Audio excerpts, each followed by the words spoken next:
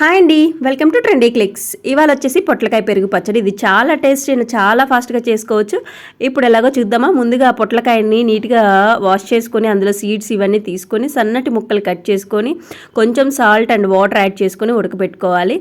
అలాగే ఇంకొక గిన్నెలో కొంచెం ఆయిల్ యాడ్ చేసుకొని తాలింపు వేసుకొని అందులో ఉల్లిపాయలు, పచ్చిమిర్చి, కొంచెం అల్లం, కరివేపాకు ఇవన్నీ వేసుకొని కొంచెం వేగాక అందులోనే పసుపు వేసుకొని వేయించుకోవాలి.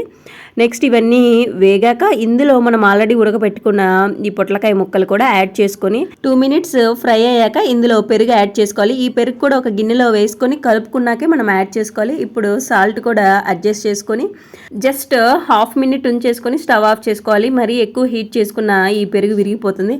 ఇంతే అండి మన పొట్లకాయ పెరుగు పచ్చడి. మీకు నచ్చిందా? లైక్ చేయండి, షేర్ చేయండి. Please subscribe to Trendy Clicks and please join us at Trendy Clicks family. Thank you once again. Bye.